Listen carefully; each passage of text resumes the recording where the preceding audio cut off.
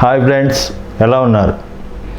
ప్రస్తుతానికి మనం computer part 5లో ఉన్నాం. కంప్యూటర్లో ఇప్పటివరకు మనం పార్ట్స్ ఆఫ్ కంప్యూటర్లో CPU, మానిటర్ వీటి గురించి నేర్చుకున్నాం. ఇప్పుడు మనం కీబోర్డ్ గురించి నేర్చుకుందాం. ఇది మనకు కంప్యూటర్ కీబోర్డ్. ఈ కీబోర్డ్లో మనకి ఇండివిజువల్గా కీస్ ఉంటాయి. అంటే ఇది ఒక్కొక్కటి ఒక్కొక్క కీ అనమాట. దీన్ని ఇలా మనం ప్రెస్ చేస్తాము. ఈ ప్రెస్ చేయడానికి అనువుగా ఉంటాయి అన్నమాట. ఇలా ప్రెస్ చేసినప్పుడు లెటర్స్ ప్రింట్ అవ్వడం కానీ, లేదంటే కంప్యూటర్ మీద మనం చేసే పనులకు గాను కొన్ని కమెంట్స్ ఇవ్వడానికి కానీ ఈ కీస్ని మనం ప్రెస్ చేస్తాం అనమాట.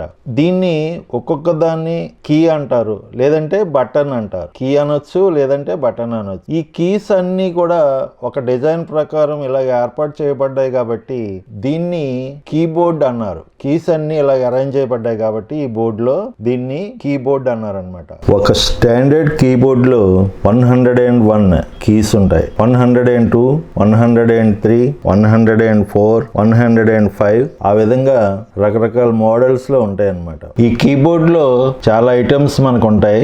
ఒక్కొక్కటిగా మనం తెలుసుకుందాం. కంప్యూటర్ కీబోర్డ్ లో మొదటగా మనం తెలుసుకోవాల్సింది ఆల్ఫాబెట్ గురించి. అంటే ఆల్ఫాబెట్ అంటే A to Z లెటర్స్. ఈ A to Z లెటర్స్ పూర్వకాలం ముందు టైప్ రైటర్ ఎలా ఉండేదో, టైప్ రైటర్ లో ఈ ఆల్ఫాబెట్ ఎలాగైతే డిజైన్ చేయబడ్డాయో అదే విధంగా ఈ ఎలక్ట్రానిక్ కీబోర్డ్ లో కూడా ఆల్ఫాబెట్ A to Z అక్షరాలు అదే విధంగా డిజైన్ చేయబడ్డాయి అన్నమాట. అయితే ఈ ఆల్ఫాబెట్ అనేవి A to Z letters line గా ఉండవు అన్నమాట. మెకానికల్ టైప్ రైటర్ లో గానీ, కంప్యూటర్ కీబోర్డ్ లో గానీ లైన్ గా ఉండవు. ఎందుకు లైన్ గా ఉండవు అంటే ఇవి లైన్ గా ఉంటే నేర్చుకోవడం కష్టం అన్నమాట. అందువల్ల నేర్చుకోవడానికి సులువుగా ఉండే విధంగా ఈ కీబోర్డ్ లో ఆల్ఫాబెట్ అనేవి డిజైన్ చేయబడ్డాయి అన్నమాట.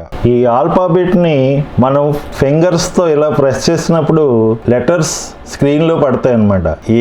ASDFGH ఈ విధంగా మనకి లెటర్స్ అనేవి టైప్ చేస్తే మన స్క్రీన్ లో ప్రింట్ అవుతాయి అన్నమాట. ఆ విధంగా కనిపిస్తాయి. ఈ కీబోర్డ్ లో ఆల్ఫాబెట్ 3 లైన్స్ లో అరేంజ్ చేయబడి ఉంటాయి. 3 లైన్స్ లో ఇది ఫస్ట్ లైన్, ఇది సెకండ్ లైన్, ఇది థర్డ్ లైన్ అన్నమాట. ఈ 3 లైన్స్ లో కూడా ఆల్ఫాబెట్ 26 లెటర్స్ అరేంజ్ చేయబడి ఉంటాయి. ఈ ఫస్ట్ లైన్ లో ఉన్న లెటర్స్ ఏమేమి ఉన్నాయో చూద్దాం. మనం ఇక్కడ ప్రెస్ చేస్తే కనుక QWERTYUIOP. సో ఇవి ఫస్ట్ లైన్ లో ఉన్న లెటర్స్ అన్నమాట. ఇప్పుడు సెకండ్ లైన్ లో ఏమున్నాయో చూద్దాం. సెకండ్ లైన్ లో మనకి ASDFGHJKL. సో ఇవి మనకి సెకండ్ లైన్ లో ఉన్నటువంటి లెటర్స్ అన్నమాట. ఇప్పుడు మనం థర్డ్ లైన్ లో ఏ లెటర్స్ ఉన్నాయో చూద్దాం. థర్డ్ లైన్ లో మనకి ZXCVBNM.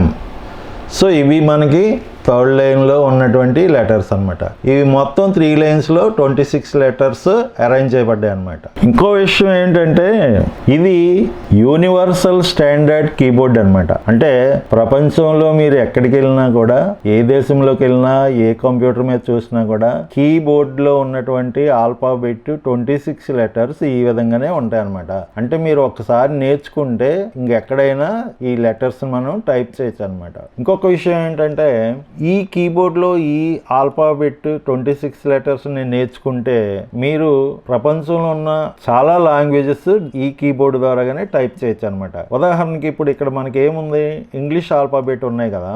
ఈ ఆల్ఫాబెట్ నేర్చుకున్న వాళ్ళు, చూడకుండా నేర్చుకున్న వాళ్ళు ఇంకా చాలా లాంగ్వేజెస్ ఇదే కీబోర్డ్ లో హిందీ టైప్ చేయొచ్చు, తెలుగు టైప్ చేయొచ్చు, తమిళ్ టైప్ చేయొచ్చు, మలయాళం టైప్ చేయొచ్చు. ఇలాగ ఎన్ని లాంగ్వేజెస్ అయినా మనం ఇదే కీబోర్డ్ తో టైప్ చేయొచ్చు అనమాట. అంటే మీరు ఈ ఆల్ఫాబెట్ ని చూడకుండా నేర్చుకుంటే చాలా మంచిది అనమాట. చూసి నేర్చుకోవడం వల్ల అసలు ఇంగ్లీష్ టైప్ చేయడం కష్టం, వేరే లాంగ్వేజ్ టైప్ చేయడం అనేది మరీ కష్టం అనమాట. అంటే ఈ లెటర్స్ ని ప్రాక్టీస్ ద్వారాగా చూడకుండా నేర్చుకుంటే గనక మనం ఎన్ని లాంగ్వేజెస్ అన్నా టైప్ చేయడం నేర్చుకోవచ్చు అనమాట. ఫ్యూచర్ లో నేను మీకు ఈ లెటర్స్ ని చూడకుండా టైప్ చేయడం ఎలాగో టైపింగ్ అనేది నేను మీకు నేర్పిస్తాను అనమాట.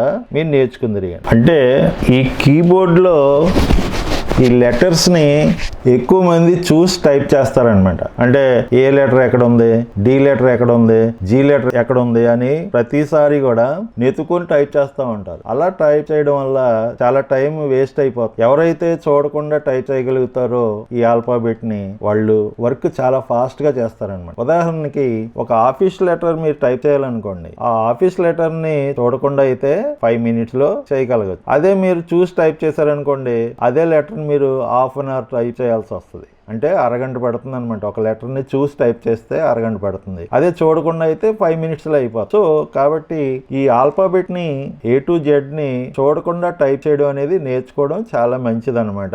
అది నేను మీకు భవిష్యత్తులో నేర్పిస్తాను అనమాట. చాలా ఈజీగా మీరు నేర్చుకోవచ్చు. కీబోర్డ్ లో నెక్స్ట్ ఐటమ్ నంబర్స్.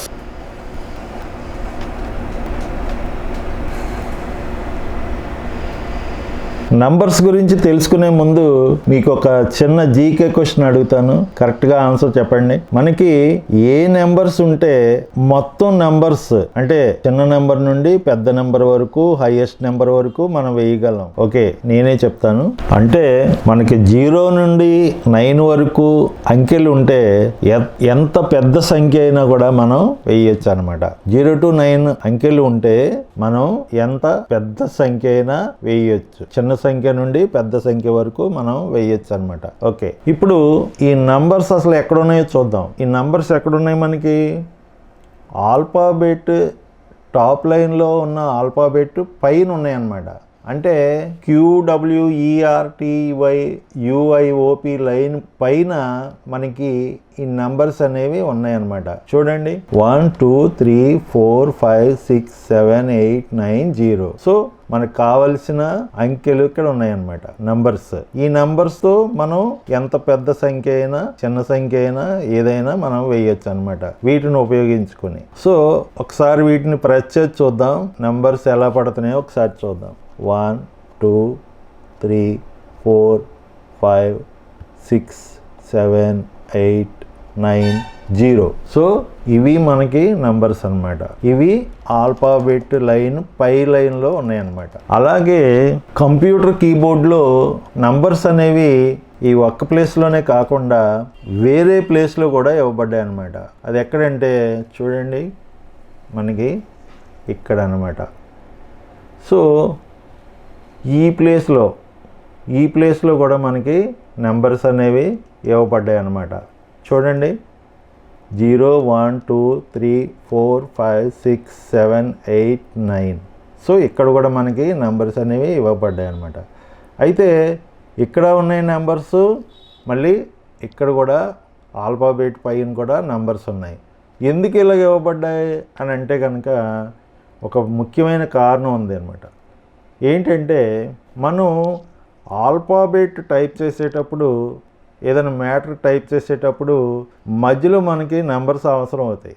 అంటే ఫర్ ఎగ్జాంపుల్ ఏదైనా ఒక ఇయర్ కానీ ఏదైనా డేట్ ఆఫ్ బర్త్ కానీ చెప్పాల్సి వచ్చినప్పుడు మనం టైప్ చేస్తుండగా మధ్యలో నెంబర్స్ అవసరం అయినప్పుడు ఈ నెంబర్స్ని మనం టైప్ చేస్తాం అన్నమాట. అలా కాకుండా ఓన్లీ నెంబర్సే టైప్ చేయాల్సిన అవసరం ఉంటుంది ఒక్కొక్కసారి. అంటే ఈ నెంబర్స్ ద్వారా కొన్ని పెద్ద సంఖ్యలు చిన్న సంఖ్యలు వేయాల్సి వచ్చినప్పుడు ఇక్కడ ఉన్నటువంటి నెంబర్స్ మనం వాడతాం అనమాట. ఉదాహరణకి మీరు ఎప్పుడైనా బ్యాంకులో ఆ బ్యాంక్ ఎంప్లాయీస్ వాళ్ళు నెంబర్స్ టైప్ చేసేటప్పుడు ఇక్కడ ఆల్ఫాబెట్ దగ్గర ఉన్నటువంటి నెంబర్స్ టైప్ చేయకుండా ఇక్కడ టైప్ చేస్తారనమాట. ఎందుకని?